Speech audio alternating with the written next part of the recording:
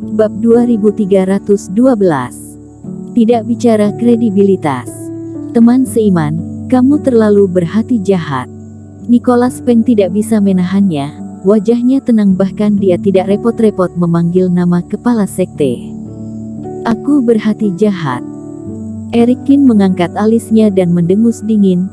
Jika aku berkata, aku mengambil 5 batu abadi ini, dan membiarkan semuanya berlalu, kamu dan aku, saudara, apakah kamu percaya? Nicholas Peng terkejut, ekspresinya sedikit berubah.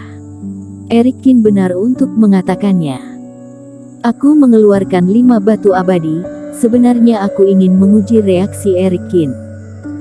Jika dia benar-benar membenci dirinya sendiri dan ingin membiarkan dirinya mati, tidak peduli apakah dia menerimanya atau tidak, emosinya pasti akan muncul.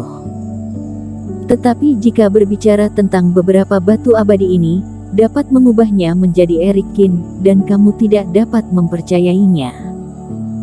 Lagi pula, ini adalah perseteruan hidup dan mati, bagaimana beberapa batu abadi bisa dihaluskan. Selain itu, bahkan jika dirinya menghancurkan jimat emas pucat di hadapanmu, kamu akan curiga bahwa apa yang aku hancurkan hanyalah tiruan.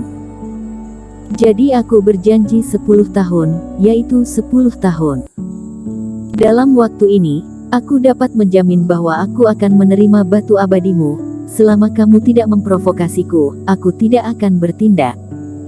Apakah janji ini tidak cukup baik? Eric Kin berkedip, membuat kepala Nicholas Peng pusing. Bersama 5 batu abadi dengan imbalan komitmen 10 tahun, masih menghasilkan sendiri. Hasilkan kentut. Nicholas Peng menggertakkan giginya. Eric Kin bahkan lebih berbahaya daripada pedagang paling berbahaya di dunia. Kamu mengatakannya dengan baik, 10 tahun janji mutlak. Bagaimana dengan 10 tahun dari sekarang? Kultivator mana saja yang tidak dapat hidup selama ribuan tahun? Kamu menerimaku 5 batu abadi dalam 10 tahun. Bahkan jika kamu tidak duduk dan memulai harga di masa depan, aku harus memberimu 500 untuk 1000 tahun. Dengan menjualku juga tidak mendapatkan begitu banyak. Tentu saja, ini hanya untuk menunjukkan sikapku.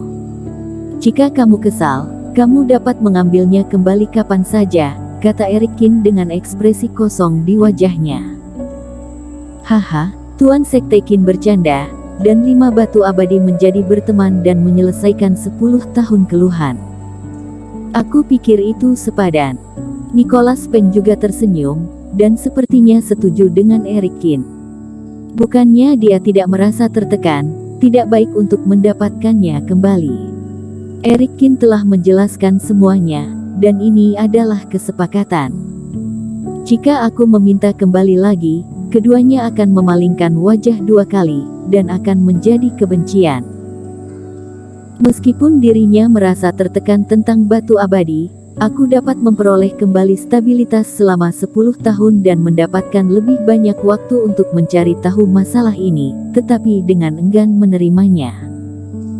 Paling-paling, ketika kamu menemukan kepastian yang pasti akan membunuh orang ini, kamu akan membunuhnya lagi. Namun, kultivasi Eric Kin sekarang berada di level fase penilaian, dan banyak bos besar yang optimistis dan tidak mudah untuk membunuhnya. Kedua rubah itu tertawa gembira. Jika seorang kultivator yang tidak mengerti kebetulan lewat, mereka pasti mengira bahwa mereka adalah teman baik selama bertahun-tahun. Sekarang setelah diselesaikan, Tuan Sekte Kin tidak akan menyangkal lagi kan?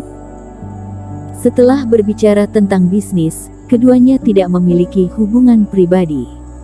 Nicholas Peng bangkit, tersenyum dan berencana untuk pergi. Selama kamu tidak memakai akal bulus, kamu dan aku tidak akan saling menyinggung dalam 10 tahun, kata Eric Kin. Dia memiliki banyak musuh, Nicholas Peng, dia akan membalas cepat atau lambat. Tetapi basis kultivasi masih sedikit lebih buruk daripada pihak lain, tidak buruk untuk dapat menahannya sementara dan mendapatkan beberapa batu abadi darinya. Jika kultivasi meningkat dalam 10 tahun, maka 10 tahun kemudian, tidak akan terlambat untuk membalas dengan keras. Sekte Qin bercanda, kamu sekarang pewaris Kaisar Qin, kepala sekte partai Jihuo, asal kamu jangan menindakku. Nicholas juga tersenyum. Selamat tinggal. Keduanya mendengus dingin dan tidak menganggap serius kata-kata satu sama lain. Begitu dia membungkukkan tangannya, dia berencana untuk pergi secara terpisah. Tetapi saat ini, Eric Qin merasa bahunya sedikit gatal, seolah-olah dia ingin keluar.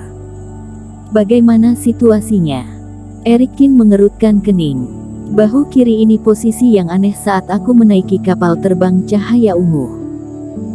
Melihat Eric Qin tiba-tiba berhenti, Nicholas Peng, yang berencana untuk berbalik, juga tercengang. Tapi saat itu, sebuah adegan tak terduga terjadi. Puff! Di bahu Eric Qin, cahaya hitam tiba-tiba meledak.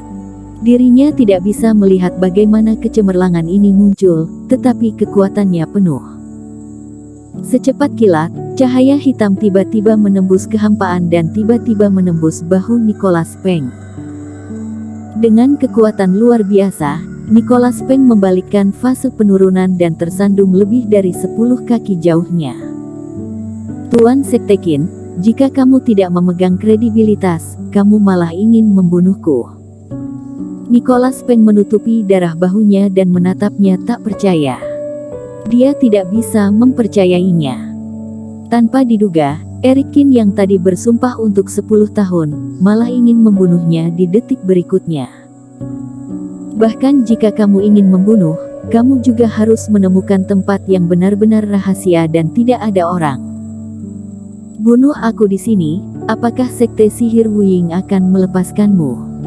Nicholas Peng sedikit terpana, yang bukan karakter Eric Qin. Dan metode macam apa ini? Salah satu gerakan kultivator satu penurunan sendiri, bahunya ditusuk. Eric Qin juga terkejut. Dia bahkan tidak tahu apa kecemerlangan hitam yang terbang keluar dari bahunya. Tapi saat berikutnya, engah.